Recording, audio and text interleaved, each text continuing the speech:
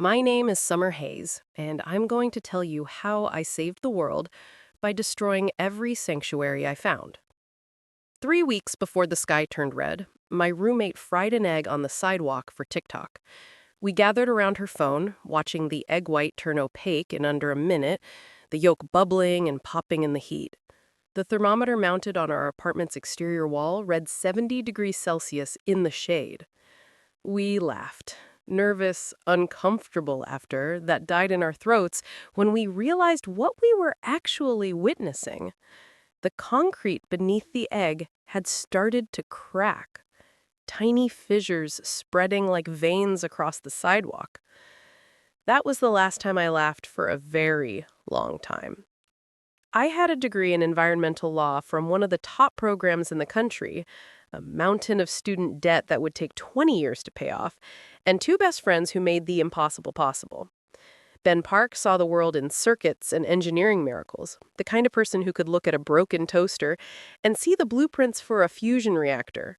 Chloe Martinez could identify any plant species by touch alone and dreamed of building greenhouse empires that would feed millions. Me? I was the one who always claimed first place in every competition we entered, leaving them to fight over second and third. Our competitive fire had started in middle school and never dimmed. We turned academic rivalry into an unbreakable bond, pushing each other to excellence while celebrating every victory like it was our own. But we were united by something deeper than competition, an obsession with building the future we wanted to live in. Our cramped three-bedroom apartment near campus was a mad scientist's laboratory. Every surface was covered with prototypes, half-finished inventions, circuit boards, plant samples in various stages of experimentation, and an alarming amount of instant noodles and rice, the fuel of innovation, as Ben called it. Our landlord had stopped doing inspections after the first year, probably afraid of what he'd find. The heat-resistant suits were Ben's brainchild, refined through 18 months of collaboration and countless failures. Pure white fabric embedded with advanced cooling filaments that responded to body temperature, and a closed-loop water recycling system that was honestly revolutionary. Every drop of sweat, every bit of moisture from your breath, the suits captured it all, filtered it through graphene membranes we'd spent 6 months learning to manufacture, and fed it back to you as clean drinking water through a tube positioned at the mouth. We'd planned to unveil them at next year's Tech Expo. They were going to make us rich, fund our real dreams, and maybe save lives in desert regions or during natural disasters. The SUV was our masterpiece, the project that consumed 2 full years of our lives. We'd bought a gutted vehicle for cheap at an auto auction. The previous owner had tried to convert it into a food truck and given up halfway through. We spent 2 years transforming it into something out of a science fiction novel. Solar panels covered every flat surface, the roof, the hood, even custom panels that extended from the sides when parked. Multiple power generators provided redundant energy. Kinetic generators in the wheels that converted motion to electricity, the solar array, and a small hydrogen fuel cell we jerry-rigged from salvage parts, and chemistry equipment we definitely weren't supposed to have outside a lab. But the crown jewel was the climate control system, a revolutionary AC unit that could maintain a comfortable interior temperature regardless of external conditions, powered by our hybrid generator array. It could run indefinitely as long as the sun was shining, and we'd built enough battery storage to keep it going for 36 hours in complete darkness. Patent first, profit later, Ben always said, his mantra for every project we completed. Once we have the patents, we license the tech and live off royalties while we built the next thing. We had it all planned out. Sell the patents for the suits and the vehicle systems to different manufacturers. Never give one company too much leverage. I'd learned that in my business law classes. Use the money to fund our real dreams. My law firm specializing in environmental cases, taking on the corporations that were killing the planet. Chloe's technologically advanced greenhouse complex that would revolutionize urban farming. And Ben's research lab, where he could chase every impossible idea that popped into his brilliant, chaotic mind. We were going to change the world. We had the intelligence, the drive, the inventions, and the 10-year plan to make it happen. The world had other plans. It started with the heat. Not the drink plenty of water and stay in the shade kind of heat. This was biblical, vindictive, a suffocating blanket that turned the air itself into a weapon that actively tried to kill you. The news anchors, increasingly sweaty and panicked as the days went on, called them solar flares of unprecedented magnitude. Scientists appeared on every channel, speaking nervously about accelerated stellar expansion and unforeseen solar cycles and anomalous radiation patterns. I called it what it was: the planet's death rattle, the end of everything. I remember the last normal day with crystal clarity. It's burned into my memory like a brand. My roommate tried to fry that egg on the sidewalk for TikTok, and we stood around watching like it was just another weird summer day, like the world wasn't ending. 70 degrees Celsius in the shade, Summer. 70, she shrieked, her voice carrying that manic edge people get when reality becomes too absurd to process properly. We're literally living in a giant air fryer. This is insane. The egg cooked in seconds, turning rubbery and white, the yolk solidifying into a hard yellow disc. We didn't laugh for long. The air was too thick, too hot, pressing down on our lungs like a physical weight. That night, the sky turned a bruised purple, then deep into a red so dark it looked like the heavens were bleeding. The stars disappeared behind a shimmering haze of heat distortion. That was the last time I saw the stars. The last time the night sky looked like something beautiful instead of something that wanted to kill me. Ben, Chloe, and I had been tracking the atmospheric data for months before it got really bad. We'd built our own monitoring system, another side project that started as a way to gather data for my environmental law thesis and spiraled into something much more comprehensive. We had sensors all over campus, on the roof of our building, even a weather balloon we launched once a month to gather upper atmosphere readings. What we saw in the data terrified us. The solar expansion wasn't temporary. It wasn't a normal cycle. Our models, crude, built with student-level resources, but based on solid science, showed a runaway greenhouse effect that made every doomsday scenario look optimistic by comparison. We were watching the early stages of a Venus-like transformation in real time. We sent our findings to NASA, to NOAA, to the EPA. We posted them online with detailed breakdowns and open-source data. We tried every channel we could think of to get someone, anyone, to pay attention.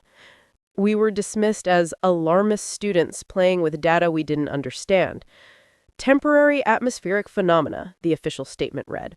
Well within normal variance for solar activity. No cause for public alarm.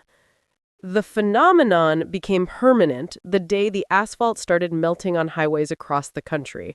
The day birds fell from the sky by the thousands, literally cooked mid-flight, their bodies littering the streets like a biblical plague. The day the ocean began to steam along coastlines, creating fog banks that scalded anyone caught in them. The day the world ended, even though most people didn't realize it yet. We were in the university's sub-basement, technically off-limits to students, but Ben had acquired access codes months ago. Not just backing up climate data, but loading our prototypes into the SUV we'd parked in the underground garage. The suits, our portable water purifiers, solar batteries, tools, supplies, everything we'd built over years of work. We were packing like we knew what was coming, even though we didn't want to admit it. When the power grid collapsed, the entire city went dark in an instant. Then the university's emergency generators kicked in with a mechanical groan that echoed through the concrete corridors. The lights flickered on, off, on, casting everything in a strobing nightmare. But the sound of the world above disappeared. The constant background noise of traffic, sirens, car horns, the ambient hum of human civilization going about its business, gone. Replaced by a low, terrible roar like a freight train that never passed, never got farther away, just a constant grinding sound that made your bones vibrate. That's the sound of the ocean boiling, Ben said, his face pale in the emergency lighting. His voice was flat, empty of his usual sarcasm. He wasn't being dramatic. He understood the physics of planetary death better than anyone I knew. We waited 3 weeks in that basement. 3 weeks of living like rats in the dark, eating compressed rations and the 50-pound bags of rice we'd been storing for our marathon invention sessions. We drank water from our purifiers, the same systems we'd planned to patent. We listened to the radio as station after station went silent. First the local ones, then regional, then national. The silence spread like a disease across the airwaves. The last broadcast we heard was from an emergency station in Colorado, a man's voice cracking with exhaustion and fear. If anyone can hear this, the heat is everywhere. Everywhere. There's nowhere to run. May God have mercy on... Then static.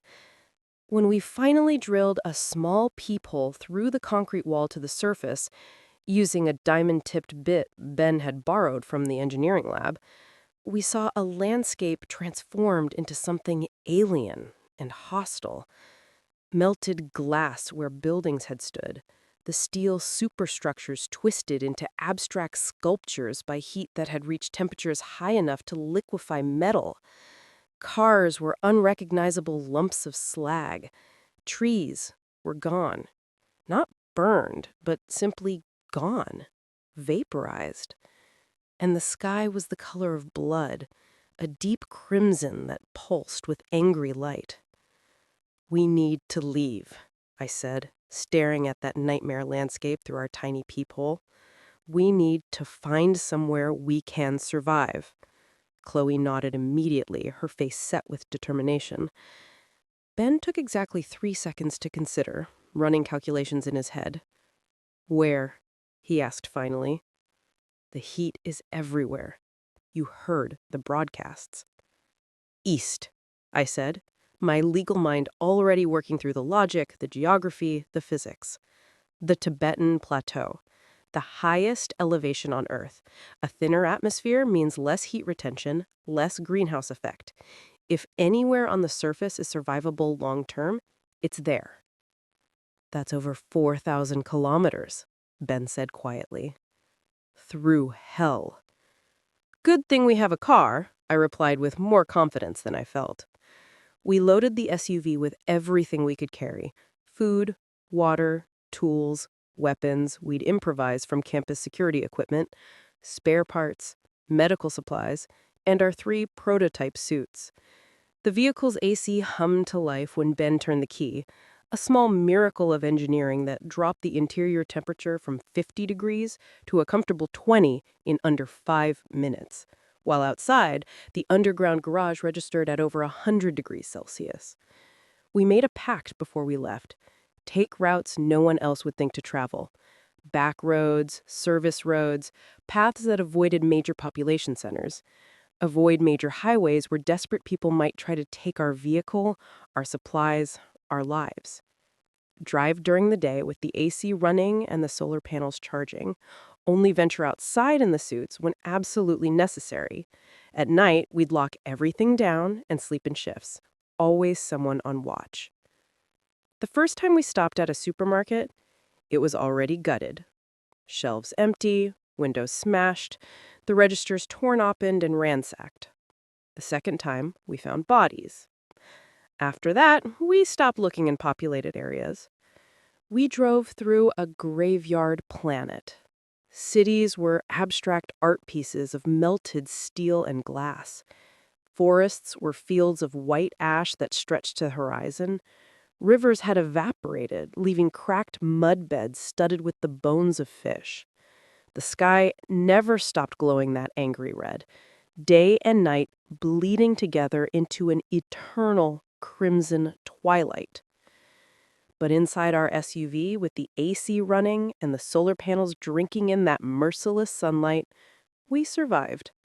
3 brilliant idiots with the right invention at the right time, watching the world burn through tinted windows. We listened to the radio constantly, desperately scanning through static for any sign of other survivors. White noise, mostly. The hiss of dead air where stations used to be. Sometimes we'd catch fragments of broadcasts, screams that cut off abruptly, prayers in languages we didn't understand, the occasional emergency alert repeating coordinates to shelters that probably already failed. We marked them all on our map, gave them wide berths. Desperate people in failed shelters were more dangerous than the heat. 6 months into our journey, averaging maybe 30 kilometers a day through impassable terrain, everything changed. Remind me again why we thought the Tibetan Plateau was a good destination? Ben asked from the passenger seat, his voice dry as the ash-covered wasteland outside. Because altitude equals cooler temperatures, and cooler temperatures equals survival. Basic atmospheric science, Benjamin. Basic science didn't account for every gas station being a melted crater, he muttered, tapping the fuel gauge nervously. We've got maybe 200 kilometers of range left. After that, we're walking. Chloe leaned forward from the back seat, her tablet showing our remaining supplies. We're averaging 30 kilometers a day. At this rate, we'll make it, I interrupted, even though I was doing the same math she was. We won't.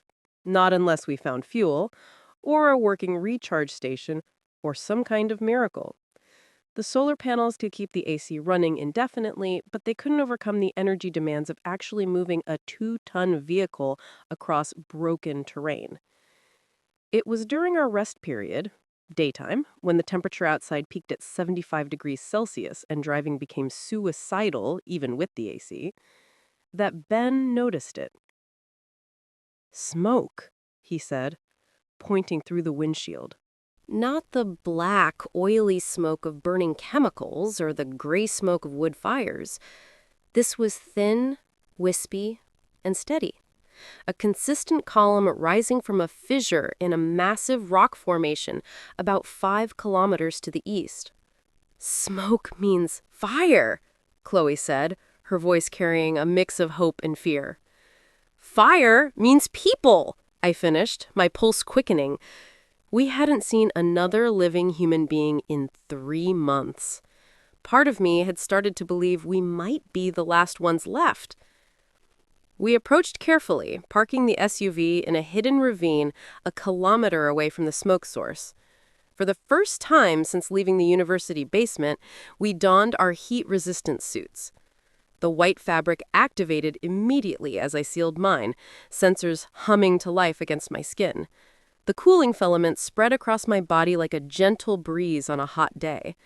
As I began to sweat from nervousness and the exertion of walking in the suit, I felt the subtle pull of the moisture collectors at my neck and underarms, and within minutes, the tube at my mouth provided a small sip of perfectly clean, cool water. "These things are amazing," Chloe whispered, her voice crackling through the suit's built-in radio system. "We really should have patented them." "Wait until we get to civilization and patent them," Ben replied, his usual dark humor creeping back into his voice. Wait, there's no patent office anymore, or civilization, or probably anyone left to sue us for intellectual property theft. We crept toward the fissure on foot, our suits' white surfaces reflecting the red light of the sky, making us look like ghosts walking through hell. As we got closer, we could see that the entrance had been deliberately modified. Rocks cleared away, a crude staircase carved into the stone. And standing at the entrance, alert and armed with police rifles, 2 guards. They spotted us immediately. Rifles came up, trained on our center mass. "Stop right there," one shouted, his voice tight with tension. "Who are you? State your business." I raised my hand slowly, making sure they could see I wasn't armed. "My name is Summer Hayes. This is Ben Park and Chloe Martinez. We're scientists. We're not here to cause trouble. We're just trying to survive like everyone else." "Scientists," the other guard spat, his lip curling with contempt. "Fat lot of good you people did us. Where were all your brilliant scientists when the sun decided to kill us all?" "Peace, Marcus," a new voice called from within the fissure, strong and resonant. A man emerged from the darkness, and even in that hellish landscape, he radiated calm authority. tall and broad-shouldered, with kind eyes that seemed to look right through you, and a face that suggested he'd never doubted anything in his life. Welcome, friends. I am Elias, and you found the Undercroft. The Undercroft was a miracle. Natural limestone caves that had been expanded and modified into livable spaces. Hydroponics labs growing actual vegetables, tomatoes, lettuce, herbs, under UV lights powered by solar batteries. A population of maybe 300 people all working together, all somehow alive in a world that killed billions. The air was cool, not comfortable, but survivable without the suits. Around 30 degrees Celsius, which felt like paradise compared to the surface. They had a water recycling system cobbled together from industrial filtration equipment, solar batteries stored from before the collapse, carefully rationed and maintained, a small medical clinic with a real doctor who'd worked in an ER before the world ended, even a community area where people gathered to eat, to talk, to pretend for a few hours that they were still human. For the first time in 6 months, hope didn't feel like a luxury we couldn't afford. Elias gave us a tour personally, his voice soothing and warm as he explained their systems with obvious pride. We survived by going down, by returning to the earth that birthed us. The surface has become a crucible, yes, a trial by fire, but some of us believe it's a cleansing flame. The old world burned. The greed, the pollution, the corruption, the endless cycle of consumption that brought us to this point, all of it purified in the fires above. Something in his phrasing made my skin prickle, a lawyer's instinct for dangerous rhetoric. But I was too grateful for shelter, for cool air and clean water, and the presence of other living humans to question it. They gave us a small cavern to ourselves. Private, but not isolated. Real food, not compressed rations or rice, but actual cooked vegetables, reconstituted eggs, even bread baked in a makeshift oven. Clean water that didn't come from our suit recyclers or portable purifiers, fresh and cold from the underground springs. They even helped us secure the SUV in an underground vehicle cache. They had established a series of caves where they kept the half-dozen vehicles that various survivors had arrived in. This could be it, Chloe said that first night as we lay in our cavern, clean and fed for the first time in months. Her eyes were bright with tears. We could actually stay here, build a life. We could stop running. Let's not get ahead of ourselves, I cautioned. But I was thinking the same thing. My mind was already running through possibilities, what I could contribute to this community with my legal training, how we could organize resource distribution more efficiently, how to establish fair systems for shared labor. The next morning, everything changed. I was making my way to the communal food area when I ran into him. Summer? I froze mid-step. I knew that voice, knew it in my bones, in the way you never forget someone who once knew every part of you. I turned slowly, almost afraid of what I'd see. Alex! My ex-boyfriend stood in the corridor, and I almost didn't recognize him. Leaner, harder, with sun-weathered skin that had seen too much radiation, and haunted eyes that had witnessed things that changed him. But the bone structure was the same, the way he held himself, the slight hesitation in his posture that I'd always found endearing. We'd been together for 3 years, partners through college and into the early years of grad school. We'd broken up 6 months before the collapse after a spectacular fight about his apathy toward the climate crisis and my messiah complex about fixing the world. We'd screamed at each other in a campus coffee shop about carbon taxes and personal responsibility and whether individual actions mattered in the face of corporate pollution. It felt like 1,000 lifetimes ago, a fight between people who no longer existed. "What are you doing here?" I asked, my voice barely above a whisper. "Surviving," he said, with a tired smile that didn't reach his eyes. "Same as everyone else. I'm head of security here.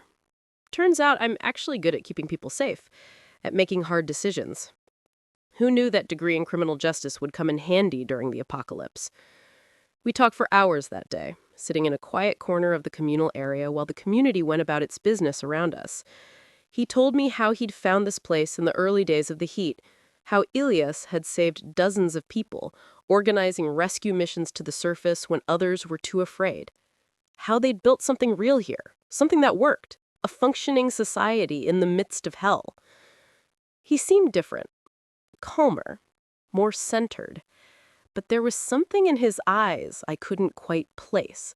Was it peace? Or had he just learned to hide his fear better? Was it wisdom or resignation? Ilias is a good man, Alex insisted, his voice carrying absolute conviction. He's given people hope when they had nothing left. He's given them purpose, structure, a reason to keep going when it would be so easy to just give up. He talks about the heat like it's divine punishment, I pointed out carefully, remembering Ilias's words during our tour. Like it's some kind of moral cleansing. He calls it a cleansing fire, Alex corrected, his tone defensive. A reset button for humanity. And maybe we did need one, Summer. Look at what we did to this planet. You spent your whole life trying to fix it through laws and regulations and lawsuits. Maybe it had to break completely first. Maybe we had to lose everything to remember what actually mattered. Children didn't deserve this, Alex, I said quietly. Innocent people who never harmed anyone. I know, he said softly, and for a moment the mask slipped and I saw genuine pain. I know. But we work with the world we have, not the one we wish existed. Isn't that what you always told me? Be pragmatic. Deal with reality. The conversation left me deeply unsettled, but I pushed the feeling aside. We were safe, we were fed, we were alive. That had to be enough. The first real warning came 3 days later. Chloe had been helping in the community school. They had actual children here, somehow, being educated in mathematics and reading and science. And she found me in our cavern with a piece of paper clutched in her hand, her face pale. "Look at this," she said, her voice shaking. It was a child's drawing, the kind you'd find on any refrigerator in the old world. Crude stick figures drawn in crayon. But the subject matter made my blood run cold. A stick figure standing on black ground beneath an enormous red circle representing the sun. The figure was smiling, arms raised to the sky in joy or surrender. Lines of light connected the figure to the sun like umbilical cords. "It's called the Ascension," Chloe whispered. "The little girl who drew it, her name is Maya, she's 7 years old, she told me that the blessed get to ascend. That's when they're ready. They walk into the light and become one with it. She said it's the greatest honor anyone can achieve. She said it with this look in her eyes, this absolute certainty. A 7-year-old child talking about walking to her death like it's winning a prize." My blood turned to ice. Every instinct I had, legal training, common sense, basic human decency, started screaming warnings. I found Alex during his security rounds that evening. "What the hell is the Ascension?" His face shuddered immediately, the openness from our earlier conversations disappearing behind a careful mask. "It's a metaphor, Summer, a way to help people process grief, to give meaning to loss." "Bullshit," I said flatly. "Tell me the truth, right now." He glanced around nervously, then pulled me into an empty side tunnel, away from the main corridors. "Some people here, they've lost everything. Everyone, their families, their children, their entire world. They can't handle it anymore. The grief is too much. Elias offers them an alternative to just ending it in the dark. He calls it transcendence, gives their death meaning and purpose." "He's sending people out into that hellscape to die?" I hissed, trying to keep my voice down. "He's giving them a choice," Alex snapped back. "You don't understand the psychological toll, what it's like to watch your children die, to lose everyone you've ever loved. Some people can't live with that. They were going to kill themselves anyway. At least this way. At least this way what? They die with a smile? That makes it better? That makes it okay?" "Keep your voice down," he said urgently, real fear flashing across his face. "You don't know what you're talking about. You don't understand how this place works." But I did, and that night, I proved it. I followed Alex during the late shift, when he thought I was asleep.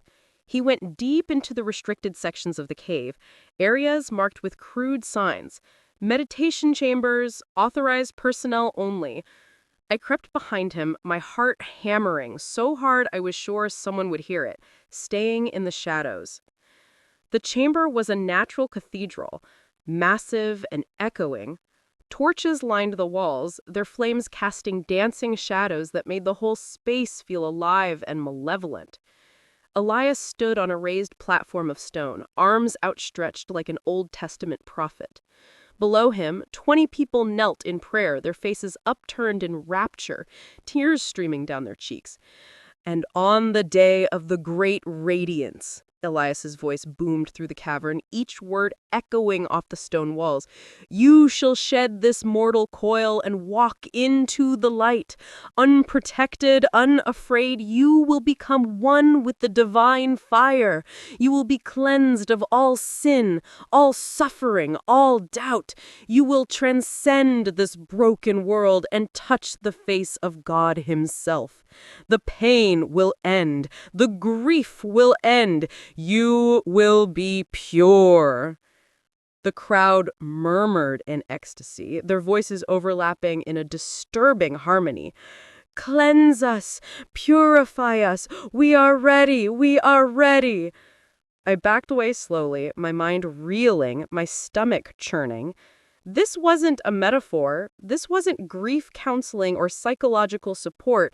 This was organized suicide dressed up as salvation, a death cult with a charismatic leader who'd convinced desperate people that walking into a furnace was somehow transcendent. I found Ben and Chloe immediately, shaking them awake. "We're leaving. Tonight. Right now." "What happened?" Ben asked, reading the terror on my face. I told them everything. The child's drawing, Alex's confession, the ceremony I'd witnessed. Chloe went pale.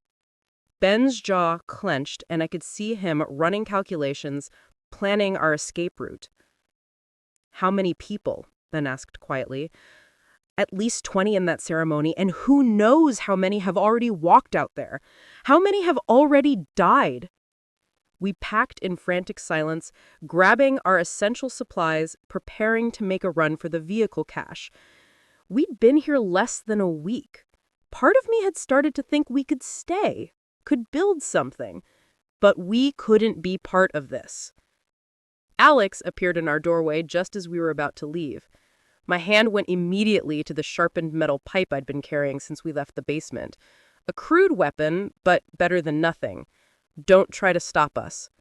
"I'm not here to stop you," he said, his voice cracking with emotion. Tears streamed down his face faster now. "Help?" I demanded. "You're part of this. You enabled this." "I was scared," he shouted, then lowered his voice, glancing nervously toward the corridor.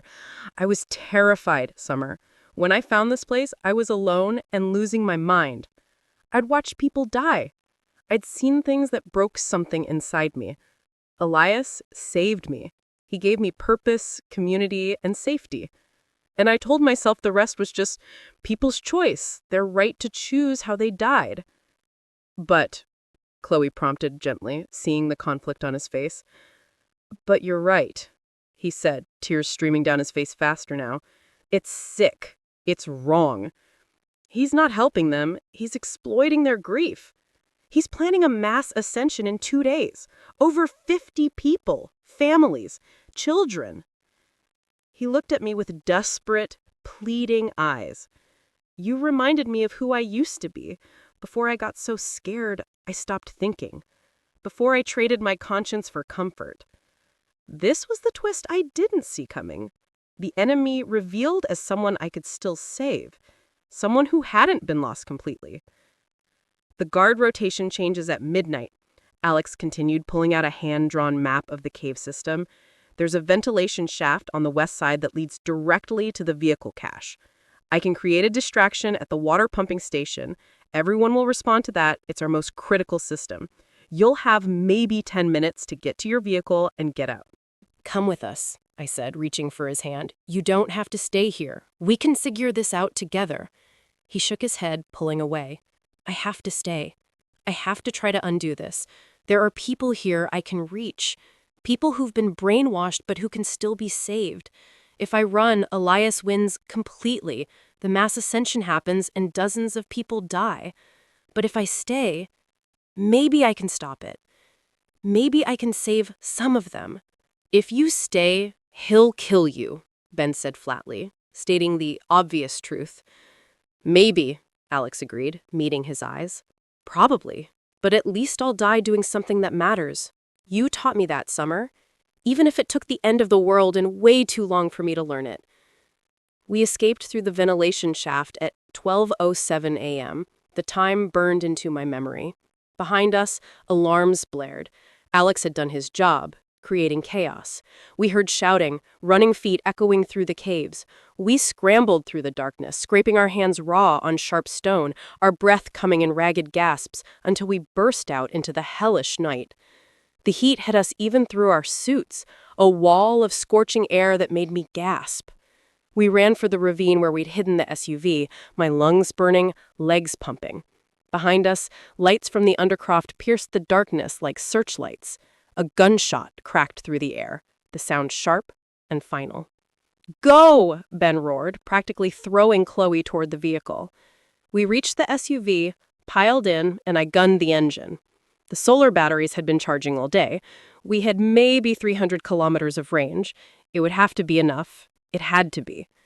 As we pulled away, tires spinning on loose rock, I looked back once through the rearview mirror. In the red glow of the sky, I saw a lone figure standing at the cave entrance, silhouetted against the lights. Alex raised one hand, a wave, a benediction, a goodbye. Then he turned and disappeared back inside, walking back into the fire to save who he could. Chloe sobbed in the back seat, her hands covering her face. Ben stared straight ahead, his jaw clenched so tight I could see the muscles jumping. I drove faster than was safe, away from the Undercroft, away from the death cult, away from the last man I'd ever loved. You think he'll be okay? Chloe asked through her tears. I didn't answer. There was nothing honest I could say. We all knew the truth. We drove in silence for hours, putting as much distance as possible between us and that place. The fuel gauge dropped steadily. We'd escaped, but we hadn't solved anything.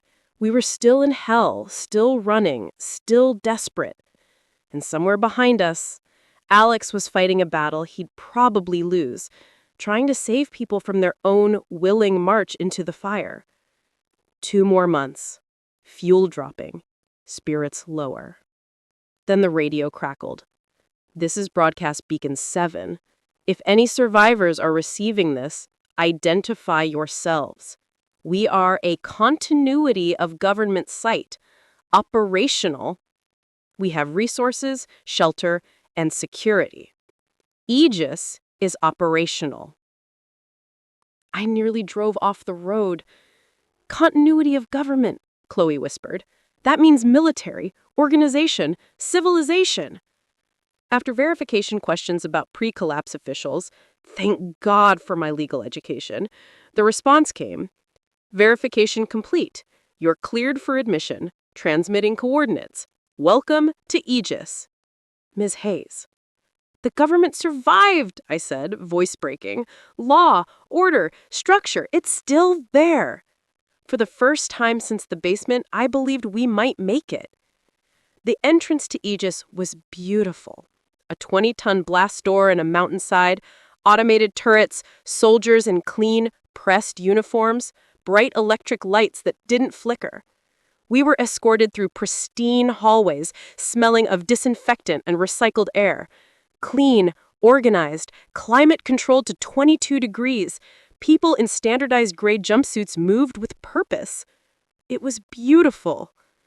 Director Evans sat behind a metal desk, everything about him precise and controlled.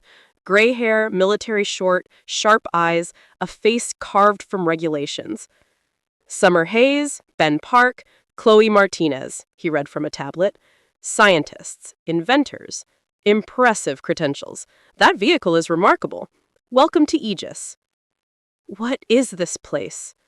Aegis is a continuity of government facility. We house essential personnel, scientists, engineers, medical staff, and the complete United States Federal Archives.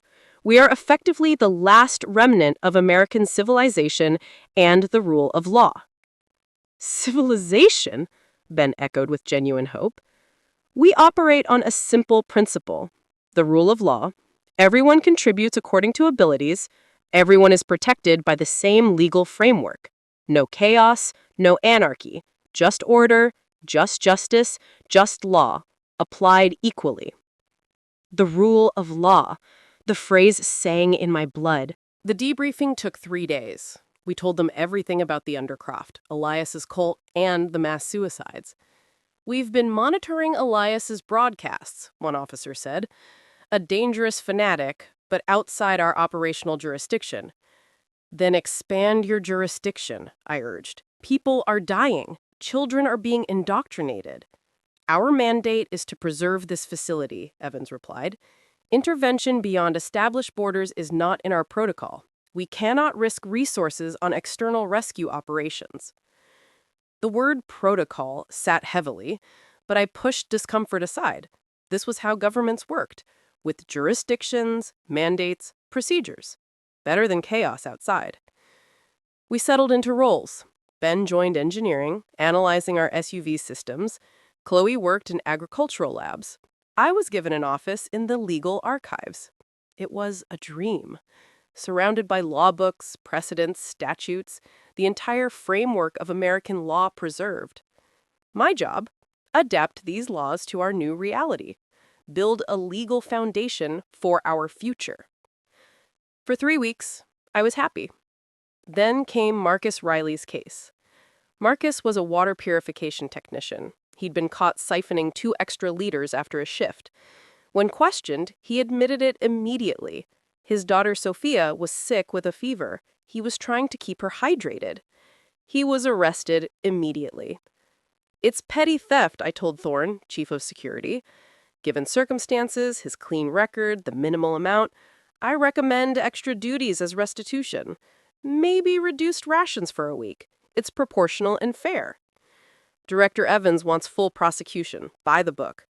For 2 liters of water? That's excessive. By the book, Miss Hayes. I was summoned to the courtroom, a repurposed briefing room. Marcus stood before Evans, shaking, hands cuffed. His wife Sarah sobbed in the back, clutching their sick daughter wrapped in a thin blanket.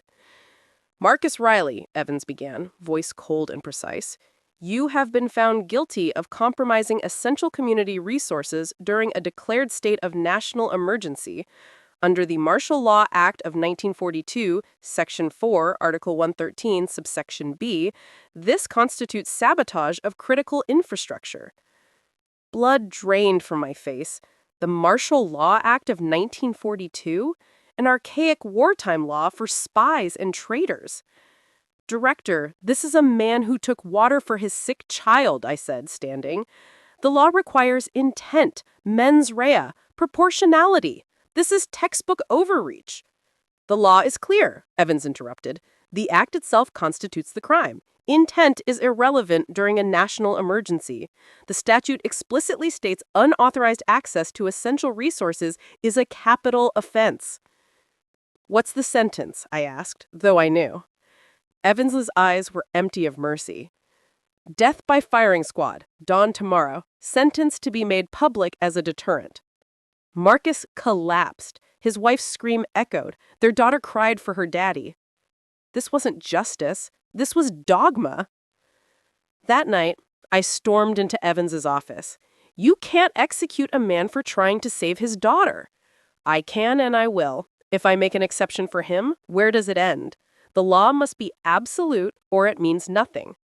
The law is supposed to have mercy, discretion, proportionality. Mercy is a luxury we cannot afford. This facility survives because everyone follows the same rules. The moment we pick and choose, we invite chaos. You're monitoring Elias's death cult, but won't intervene because it's outside jurisdiction, I said with voice shaking with rage. But you'll execute a desperate father because your precious precedent demands it. You're just as much a zealot. You've traded Elias's son lad for the god of legal text. You're dismissed, Miss Hayes, confined to quarters until further notice. I found Ben and Chloe, told them everything. 3 apocalypses, Ben said quietly. Death by faith at the Undercroft. Death by law here. What a fucking menu. There's no place for us, Chloe whispered. Nowhere that remembers what it means to be human. Suddenly, I understood. We'd been searching for someone to save us. A system, structure, solution. But every system sacrificed humanity for ideology. They'd forgotten systems exist to serve people, not call them. No, I said. There's no place for us, so we'll make one. We escaped that night, bribing sympathetic guard Davis with a portable water purifier. Take it, Davis whispered, letting us into the vehicle bay. I can't watch another execution. This isn't justice. We reassembled our half-disassembled SUV in 20 frantic minutes, then drove through a maintenance tunnel, alarms blaring behind us. We'd tried 3 times to find shelter, 3 times found to be dressed in different ideologies. The fuel gauge was nearly empty. Solar panels were damaged by Aegis's analysis. Maybe 50 kilometers of range. Where now? Chloe asked, voice small. I don't know, I admitted. But we'll figure it out. Together. We drove until the engine died, coasting near a massive granite formation rising from the wasteland.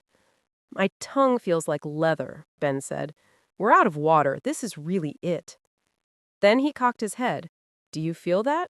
What? The air. It's moving.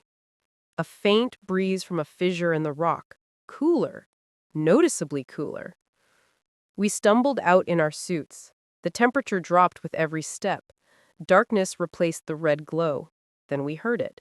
Dripping water. We followed the sound deep into the earth, down rough tunnels, until we emerged into a massive cavern. In its center, illuminated by phosphorescent moss coating the walls in soft blue-green glow, was a pool of clear, cold water. We fell to our knees and drank until sick. Our home has visitors. A voice from the shadows made us jump. A man stepped into moss light, hands raised peacefully. Behind him, a woman, 2 children, and an older man. You're from Aegis, he said, not a question. How did you know? I asked, hand going to my pipe. Because we are too. I'm David Chen. This is my wife Hannah, our sons Simon and Noah, and Hannah's father Robert. We were cast out 3 months ago. Why? David's face hardened. My son Simon, 14, stole a chocolate bar. He was hungry, working double shifts in hydroponics. They sentenced him to death for compromising morale through theft of non-essential resources. We heard about Marcus Riley, Hannah said softly. We've been monitoring broadcasts. We heard his sentence. They executed him at dawn, I said quietly. We tried to stop them. We failed. They worship law like Elias worships the sun. Different gods, same zealotry. That night, we shared stories by mosslight. We told them about the Undercroft's death cult, Aegis's merciless system, Alex's sacrifice, and Marcus's execution. So those are our options? Noah asked. Maybe 19, with kind eyes and his father's presence.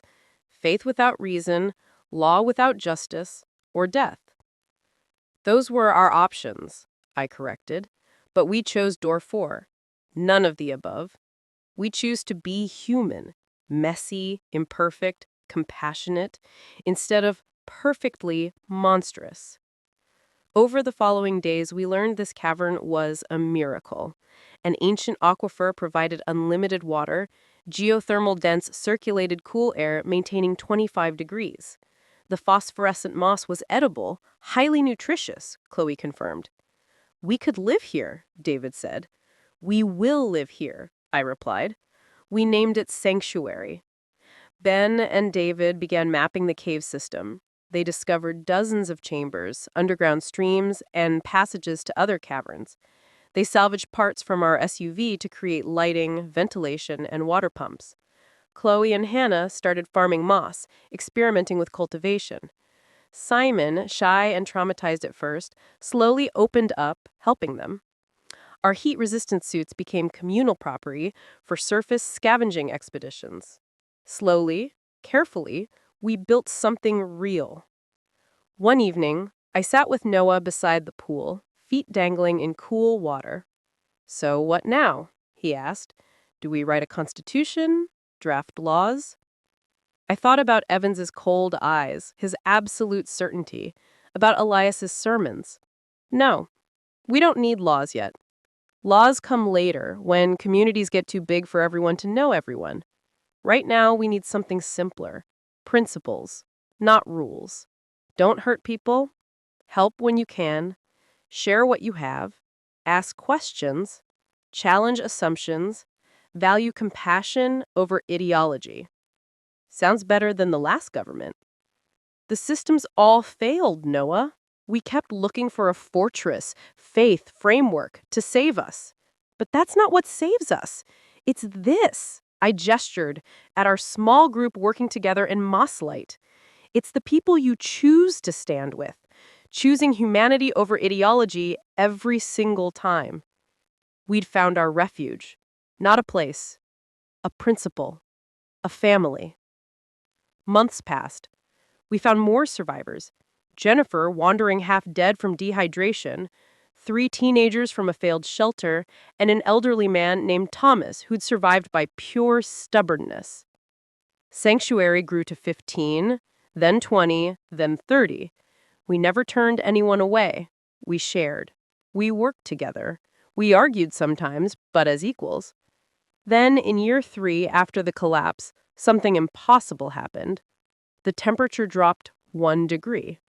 It wasn't dramatic, just a slow, grudging retreat. The temperature dropped another degree, then another.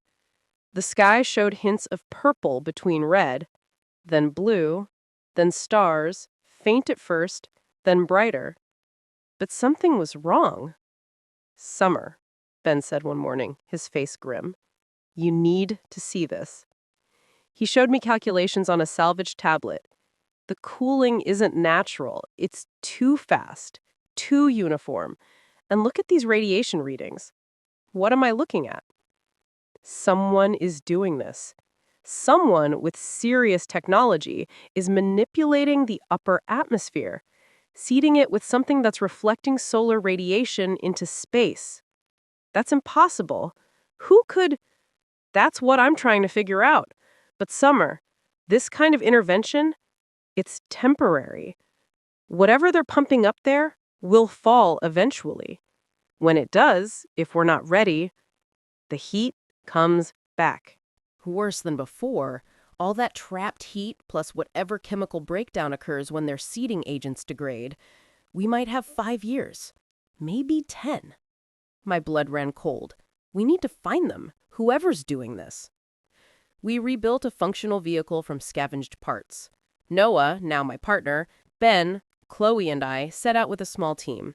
Our first stop was Aegis. The blast doors stood open, no guards.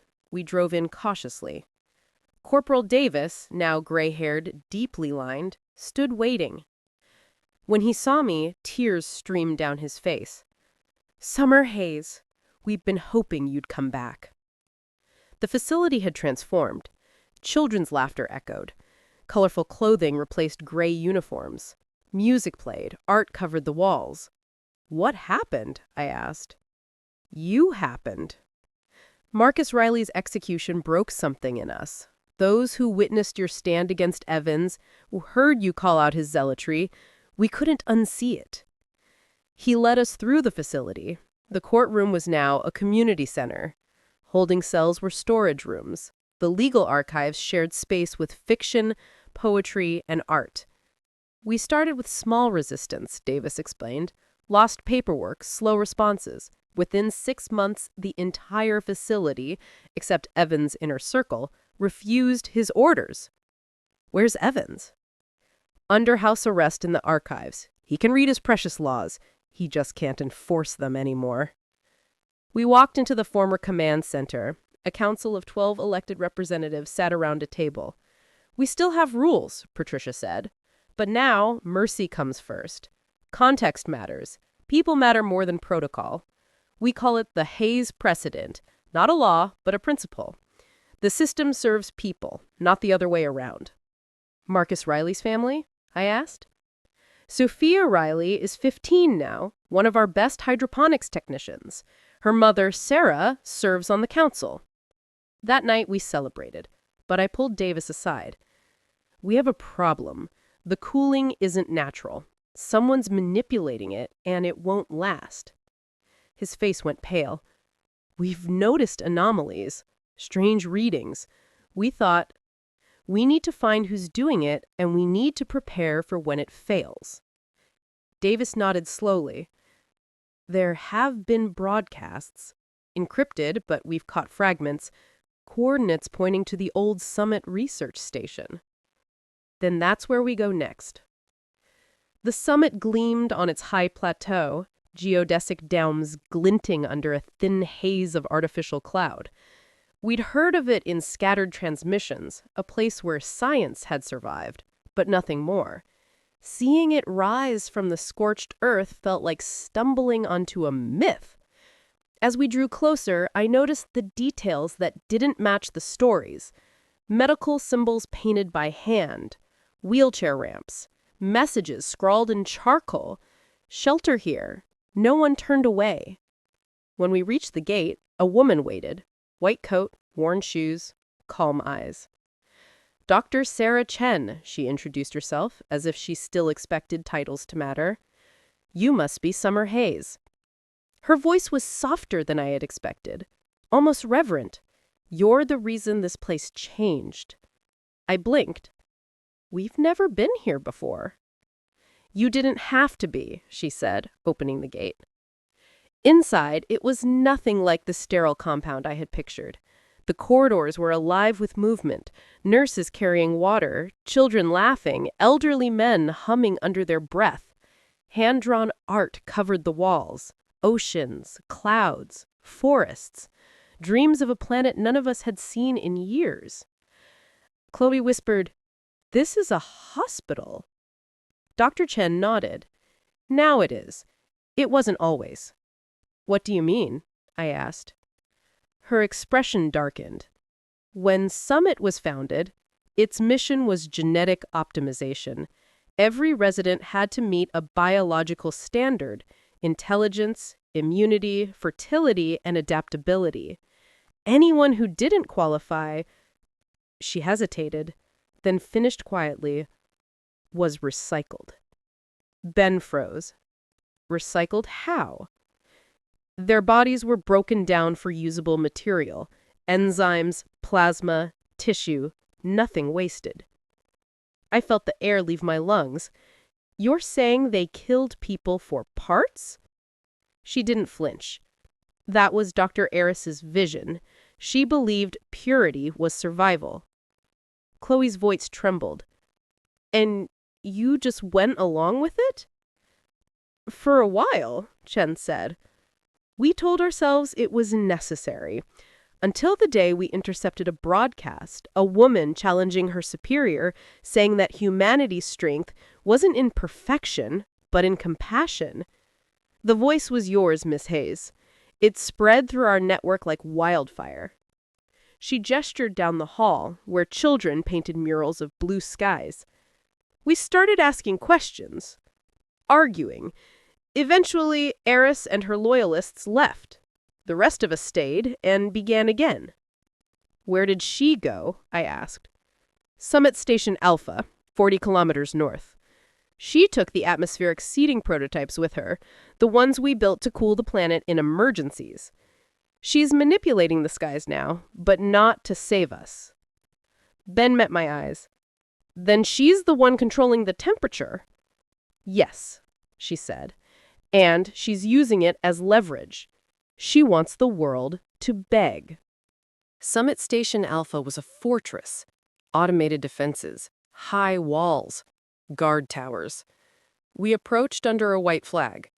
We were escorted through sterile corridors to a command center where Dr. Ara stood before massive monitors showing atmospheric data. She turned, thinner, sharper, her eyes burning with a zealot's fire. Summer Hayes, the sentimental fool who destroyed my perfect society. You're manipulating the atmosphere, I said, making people think the world is healing. I'm doing what I've always done, ensuring survival of the fittest.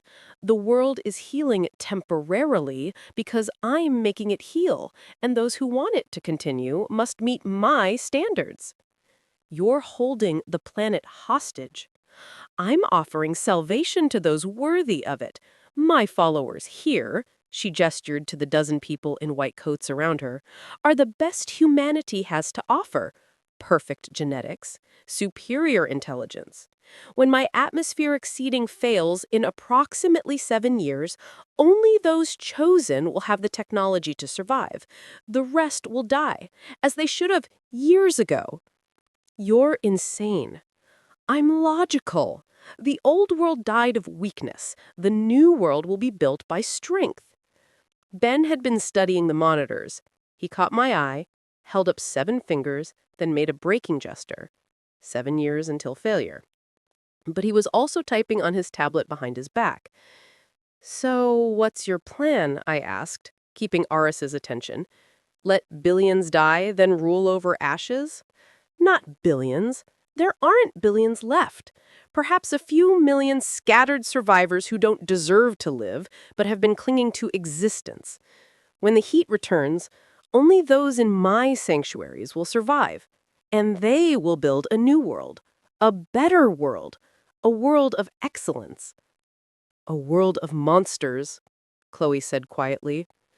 A world that works, Aris snapped. Ben's tablet chirped softly. He'd been mapping their network while Aris monologued. He nodded to me. He was in their systems. You can't stop me, Aris said. My defenses are impenetrable. My technology is beyond anything. Every light in the facility went out. What did you do? Aris shrieked. Turned off your toy, Ben said calmly. The atmospheric seeding, I just shut down your distribution network. Those satellites pumping sulfate particles into the upper atmosphere? Offline. Your pressure systems?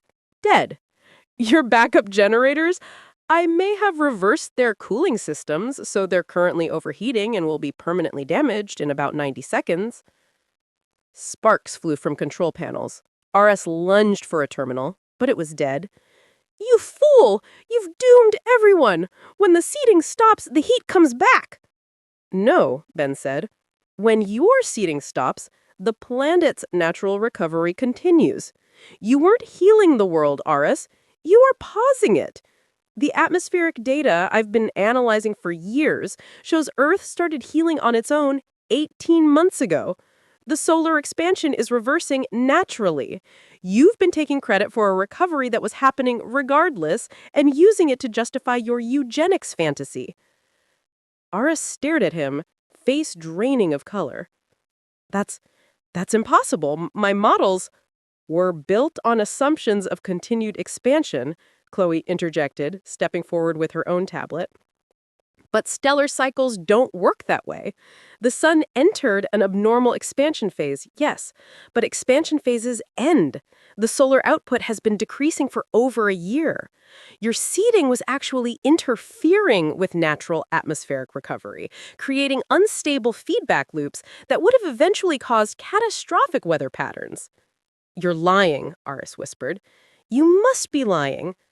Check the raw data for yourself, Ben said, gesturing to a still-functioning monitor running on battery backup. Solar irradiance measurements, atmospheric temperature gradients, ocean thermal content. It's all there. The planet is healing, Aris. It was always going to heal. You were just busy playing God to notice. The implications crashed over everyone in the room. Aris had built her entire ideology around being humanity's savior, and she was irrelevant. "No," Aris said, backing toward a door. "No, I saved them. I saved everyone. It was necessary. I am necessary." She ran. Her followers looked at each other uncertainly, then at us. "We didn't know," one said quietly, a young woman, maybe 30 years old. "She said we were the only ones who could save humanity. She said we were special, chosen." "You were lied to," I said gently. "But that doesn't mean you can't help now. This facility has resources, technology, and knowledge that we could all use to help survivors actually rebuild." Over the next hour, as Aris barricaded herself in her private quarters, her followers slowly came around. They showed us the atmospheric seeding technology, impressive, but as Ben had said, ultimately unnecessary. They showed us food production systems, water purification advances, and medical technology that could save thousands. Outside, thunder rolled. Not apocalyptic roar, but the deep, fertile sound of a coming storm. Real rain that feeds instead of kills. We stepped outside together. Cool air kissed my skin. First drops fell like blessings, hissing softly on stone. The earth steamed, alive again. I tilted my head back, letting rain wash over me. I closed my eyes, and all the noise, fear, and guilt dissolved. Only water, sky, and breath remained. "You think we'll make it this time?" Noah's voice was low beside me. I smiled, feeling rain trace down my face like forgiveness. "We already have." Ben appeared at my other side, Chloe beside him. My best friends, my rivals, my family. They'd faded in the story sometimes, but they'd never left my side. Not when it mattered. "Remember middle school?" Ben said quietly, rain soaking his hair. "When we competed over everything. Who could solve equations fastest? Who grew the tallest plant? Who won the debate tournament?" "You two always fought over second place," I said, smiling. "Yeah," Chloe laughed. Then her voice turned serious. "But you know what? All that competition, all that rivalry, it was never about beating each other. It was about pushing each other to be better, to see what we could build together." "And we built this," Ben said, gesturing at the crowd behind us, at the healing world around us. "Not because we were the smartest or the strongest, but because we refused to stop caring, because we chose each other over ideologies, every single time." I looked at them, really looked at them. Ben, who'd saved us with his engineering brilliance and his refusal to accept simple answers. Chloe, who'd kept us connected to living things when everything was dying, who reminded us that growth was always possible. My partners in every sense that mattered. "I couldn't have done any of this without you two," I said, tears mixing with rain. "I would have given up, or become another fanatic, certain I had all the answers." "No, you wouldn't have," Chloe said gently. "Because doubt is your superpower, Summer. You question everything, including yourself, especially yourself. That's why people follow you, not because you have answers, but because you're brave enough to admit when you don't." A rumble of thunder answered, distant but steady. Behind us, the communities began to mingle, Aegis soldiers sharing techniques with summit scientists, Undercroft survivors teaching meditation to sanctuary children, everyone learning from everyone else. So what happens now? Do we write it all down? Make sure the next generation doesn't repeat our mistakes? "Yes," I said, "but not as law, not as dogma, as a story, as history, as questions for them to answer themselves." "The Summer Hayes method," Chloe teased. "Never give a straight answer when a question will do." Questions saved us. questions will keep saving us. The moment we stop questioning, stop doubting, we become the next Elias, the next Evans, the next Eris. Noah pulled me close, and I leaned into him. Around us, the rain fell harder, washing away years of ash and blood and grief. The sky was still red-tinged, still healing, but through the clouds, I caught a glimpse of something I hadn't seen in years. A star. Just one, faint, but there. Look, I whispered, pointing. Everyone stopped, followed my gaze. For a long moment, nobody spoke. We just stood in the rain, survivors of the end of the world, staring at a single point of light in the darkness. Then, the children started laughing. Pure, joyous, unself-conscious laughter. They'd heard stories of stars, but never seen one. Now, here it was. Proof that the universe was bigger than our suffering, older than our mistakes, and would continue long after we were gone. And somehow, that wasn't terrifying. It was comforting. We weren't the center of everything. We weren't uniquely chosen or specially cursed. We were just people, on a planet, under stars, trying to figure out how to live together without destroying each other. So, we'll make mistakes, I said quietly, more to myself than anyone. We'll argue. We'll disagree. We'll question each other and ourselves. And that's okay. That's human.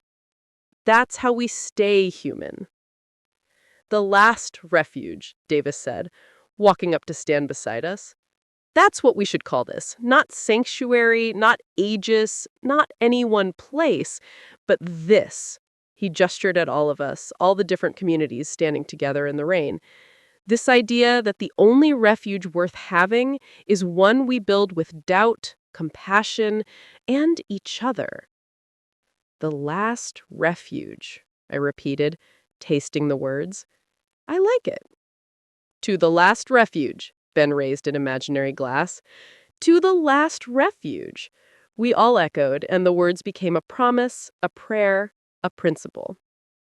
The rain fell harder, washing everything clean. And in that moment, standing with the people I'd chosen and who'd chosen me, watching a planet heal and a star emerge from darkness, I felt something I hadn't felt since before the world ended. Peace. Not the peace of certainty or the peace of ignorance, the peace of acceptance, of knowing we'd never have all the answers, and that was okay. Of knowing we'd keep making mistakes, and that was human. Of knowing the world would keep changing, and we'd keep changing with it. The peace of being enough, of doing enough, of trying. For the first time in a decade, the light wasn't something to fear. It was dawn, and we were alive to see it. And that night, I stayed up. I wrote. I wrote the story of the end of the world for the next generation. But instead of telling them what to think, I asked them what they thought. Because that was what would save them, not only from the anger, fear, and doubt turned into dogma, but from anything that might happen. That thing that made us alive and full of wonder. The questions and daring to answer them. That was what would save us always. The end.